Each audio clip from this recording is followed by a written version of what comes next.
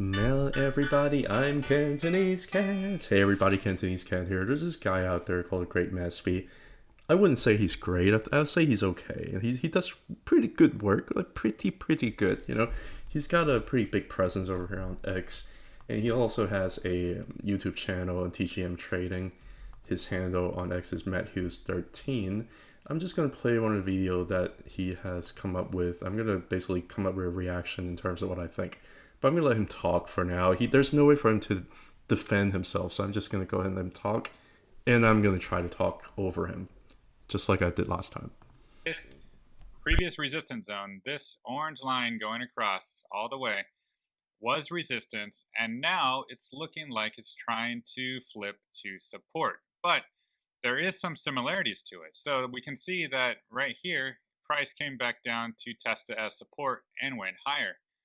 And here, price went up to test it as resistance and went lower, right?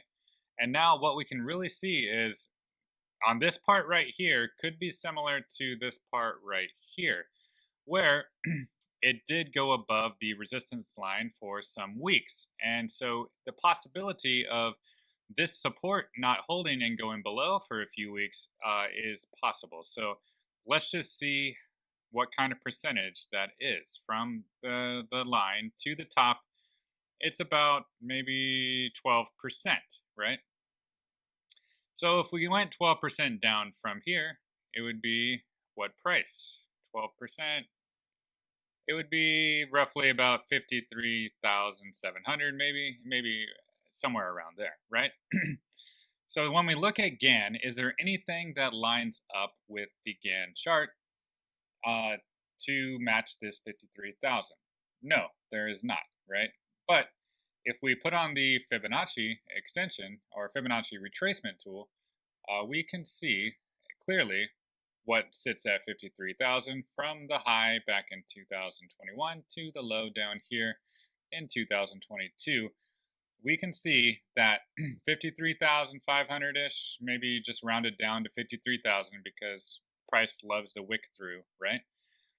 We can see the 7-1 fib is that support level. So if we do the same thing where this was a resistance and then it wicked above resistance, if it does the same thing and goes down 12% with the market symmetry, we can see that it could be like an A, B, C correction before price continues higher again, right?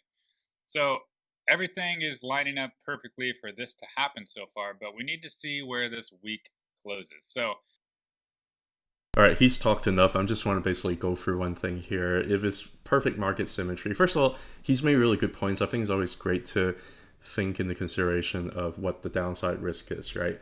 That there's nothing wrong with thinking about the downside risk. It's the problem is all the times people only think about the downside risk when it's right at support. And so far, on Thursday, he made this video, I believe, on either Tuesday or Wednesday. So far on Thursday, we went back right above support, and right now it's just been a little bit of a gone below. If you also talk about market symmetry, it doesn't necessarily have to make it ABC. It can just be like a double top, double bottom, just make a little rectangle over here, just like it did over here back in 2023. And you can see that currently this 2023 sideways rectangle, up and down, double top, double bottom, it didn't really look like over here. It doesn't always have to play out the exact same way. Every cycle may be a little bit different. But I just want to show you that in terms of there are some things that I think are supportive of what he's saying, and there are also some things that are maybe a little bit less supportive in terms of what he's saying, right? So for example, if I have to come up with, looking at the weekly Bitcoin chart, which is exactly what he did, we have to come up with any potential areas down here at 53, 54,000 where it could potentially be serving as, where price could end up having another liquidation event going downwards. Well, let's take a look at it. I mean, right now it's getting support right at the Bollinger support band. Still, the bottom of the Bollinger support band is actually around 61,300, which is actually right around the same level of this horizontal line over here that has just flipped from previous resistance to support, right? So there's a lot of confluence over here, at around 61,300. That we might very well end up maybe potentially finding support over here. And so far, this weekly candle so far still looks a little bit like a hammer candle, like it did over here, here, and here. These are generally basically saying that there's a lot of demand underneath, like this, hammer candle over here, right? So there's a lot of kind of confluence over here that there's a pretty decent probability where this support over here is going to hold, right? Now, what are some of the potential things underneath of it, though, right? You look at the weekly Ichimoku cloud, I would say maybe like 56,000 is going to be a pretty decent support right there at the kitchen or the baseline. And there's another thing that I was also looking at too that I was showing you on the 2-day Ichimoku cloud. I'm going to turn off the conversion baseline over here. I'm going to show you. I was talking about 2-day Ichimoku cloud where it's been serving as really good support, resistance, resistance, resistance. It's been serving as pretty decent resistance and support zone.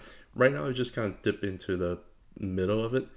There is a potential for it to kind of hit to the bottom down here, right? But I think we'll probably end up getting support around 58,000, not so much like 53, 54,000. There's still a lot of support underneath, I guess is what I'm trying to say. Again, on the weekly, you have support down here around 56,000. And again, right now you're still inside of the bull market support band, so I'm going to give it a benefit of the doubt that it's going to hold because there's a lot of confluence zone over here in terms of support. If you look at the Bollinger Band, it looks like it is squeezing pretty hard. Now, where's the lower Bollinger Band here located? Where's the lower Bollinger Band over here located? 54,600. So that might be a little bit closer zone in terms of what the Great Master was thinking. Could have a liquidation event that brings it all the way down to the lower Bollinger Band. That's entirely possible, right? Around 54,000. That's entirely possible, but I wouldn't necessarily count on that happening because right now you're seeing a confluence of support underneath of that. So that's the thing. Like whenever things get gone so far so fast, you have to cool down, and when it cools down, it's a cool down for months. And during this cool down period, there's going to be a lot of support underneath that you might potentially need to backtest, right? So far, I think we've basically entered a zone where there's a lot of support down here. So I'm not sure whether or not it's necessarily going to end up flushing into the 53,000 in a hurry. It's a little bit difficult to say that that's necessarily going to happen. Now, you just zoom out a little bit here. Let's look at the monthly chart, right? Look at the monthly chart. Is there anything confluence around 54,000 I can say service support? The answer is no, right? The Kishin and Tenkin are all the way down at like the 50,000 and like 44,000, right? So I'm not sure about that right now. If you also look at the Tsubishi Cloud, which basically is another way to look at the Ichimoku Cloud, but taking incorporation into the super trend, you can see, what is this level over here? Maybe a little bit confluence in terms of what Matt's saying, 52,500. You have some support here, but you can see over the last 4 months, you've just been really getting very good support here at the Tenkin on the Tsubishi Cloud analysis.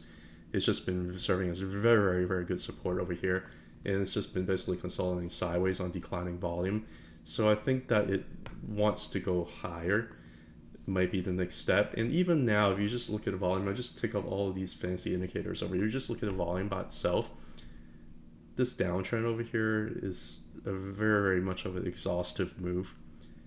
If there's going to be some kind of liquidation, I'm not sure. Like currently, there's really no sign that people are really selling out of it. And even if we look at MCDX Plus, like wells are still over 80% still being in, right? So I'm not sure. So let's kind of play a little bit of a devil's advocate here, right? Let's say if Matt is right. Let's say if we're gonna go down a lot further. Let's say if we're gonna go down to 54,000. Does that make me scared that the bull market is over? Does that make me feel that the whole trend is exhausted and that we're not gonna go back up higher again, right? Not necessarily. Now, if it hits all the way down to 46,000, that would give me some pause. If it hits all the way down to 56,000 or 55,000, I would probably just stay put, wait for it to have a little bit of a dead Cantonese bounce going up, and then probably end up getting rejected because if it hits all the way down here to the bottom of this ribbon. Now, this ribbon over here, the top part of the ribbon is the 20-week SMA. The bottom part of the ribbon right here is the 50-week SMA. If it ends up dropping all the way down to the bottom of the ribbon after such a strong trend, that really does get me worried that the trend is being exhausted. Even though a lot of people are saying, yeah, it's just a back test down over here at the zone over here. After a big giant breakout, it's just back test is still forming a higher low and it's going to go up a lot higher. But I do worry about that because if you look at previous looks, whenever you end up hitting the bottom of the 20 and 50 SMA ribbon, like it did over here on the last cycle, it did make another one of those exhaustive move.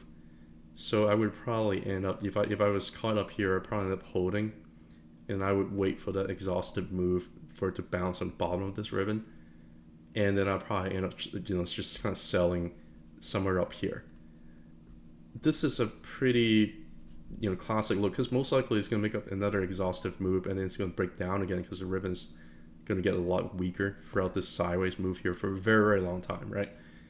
And when you get an exhaustion over here, what's going to happen is you're going to end up having a lot more vulnerability for price to really break down underneath the ribbon. And it's also going to end up getting a little bit of a back test over here again. That would be another area where you could potentially end up exiting because most likely the trend is down now, right? It's just formed a lower high. That would be another area to potentially exit. I'm going to show you another cycle here too. What about this cycle top over here? Throughout the entire cycle, like it can potentially make a wick down below over here. Right? There's a liquidation event that went from up here above the ribbon all the way down to like the middle of the ribbon, but it continued to have a very, very bullish continuation, right? I would be more worried if it ends up hitting the bottom of the ribbon, which it didn't until it got really parabolically top and it went through a very, very drastic correction.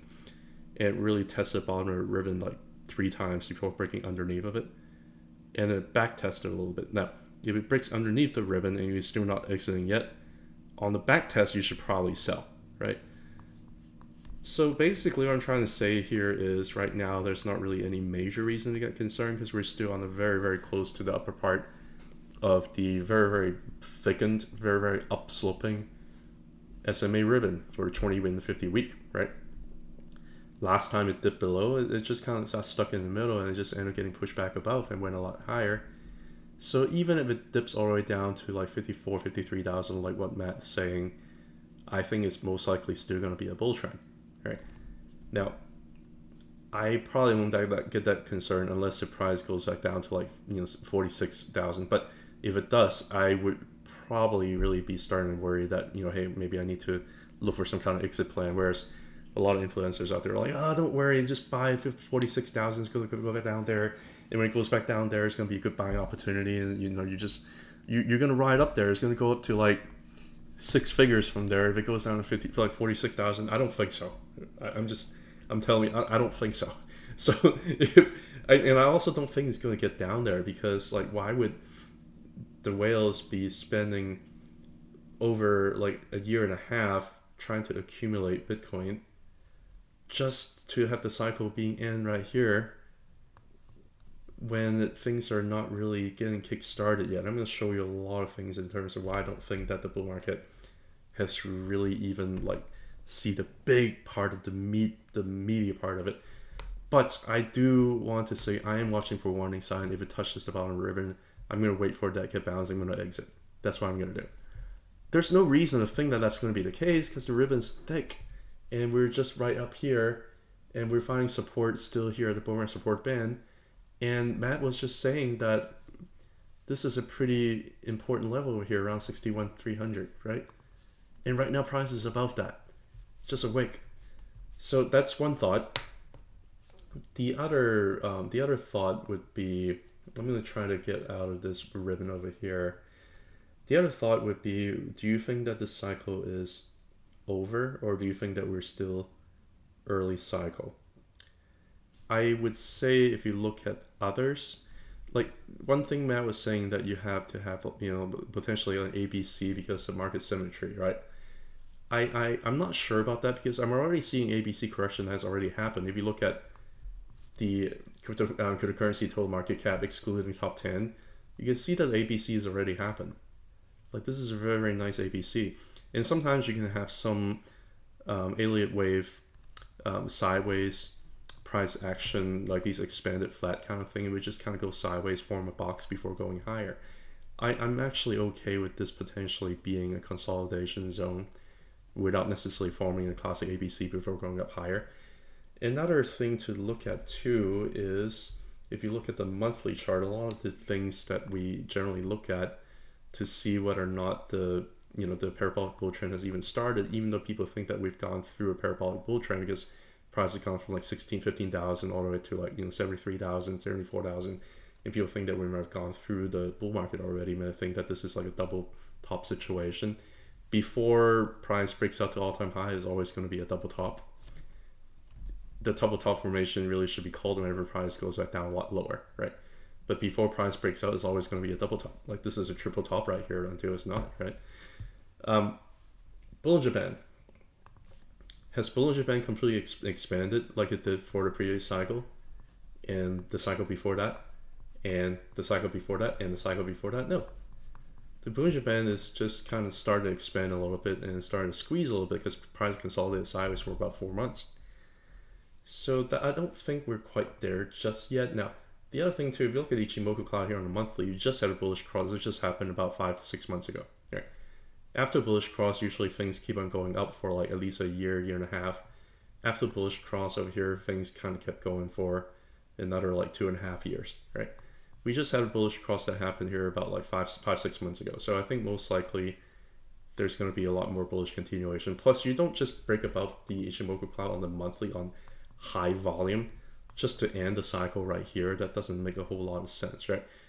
I do think that there's going to be a lot of structural damage if it ends up coming back down and test some of the stuff underneath below. And I don't think it's necessarily going to do that. So, if you look at this, you're like, yeah, I'm not sure whether or not we are really hitting the euphoric phase of Bitcoin yet. You know what else I also don't think is, or makes me think that we haven't really hit the euphoric phase yet, is just because nobody really cares about Bitcoin right now. If you look at the Google Trends, we're not even really like anywhere near the peaks. Like the last peak that we saw was maybe like back around March of 2024, and since then the trend has really just cooled down pretty significantly. Like it's almost right at like where the bear market is at, you know. So I'm not sure. I mean, it just doesn't seem like this is like a euphoric topping. I don't think the whales accumulate over here for like a year and a half just to stop the cycle over here. So most likely it's going to have going a lot higher. And right now we're probably just consolidating sideways, right? Another thing also makes me think that I don't think we're quite there just yet is I'm going to just try to pull up some of the other indicators here at RSI. Let's put the RSI, right? What price has been really doing is it's been trying to cool down because RSI has just gotten way too far, way too fast. It was like up to 90, right? Whenever you have something like that, you just have to cool down. Now, when you cool down, what happens is RSI has trended down, but price has still gone from like 40,000 up to like 61,000, right? So this is a pretty classic hidden bullish divergence between price going up and RSI going down. And the entire thing happened on declining volume. So I'm not sure we're really going to necessarily have the volume to really push it down any further. It could. If it goes down low volume, you know what that means. Probably means the risk reward ratio is pretty decent the lower it goes. But I'm just not sure we really have the volume to really support it. All it takes is just a little bit of volume to kick in for the bulls before price really, continue to run up a lot higher. And the RSI is really allowing you to do that right now. Now, a couple other things too makes me think that I don't think we're done quite just yet is if you just look at the money supply, like if you just look at the M2 supply for money. I'm going to turn off the RSI because that doesn't really tell you anything here on this chart. But this is a monthly chart of the M2 money supply for the US dollar. You know what I'm talking about? Whenever people talk about quantitative tightening, everybody talks about quantitative tightening. And that's pretty much what everybody talks about, right?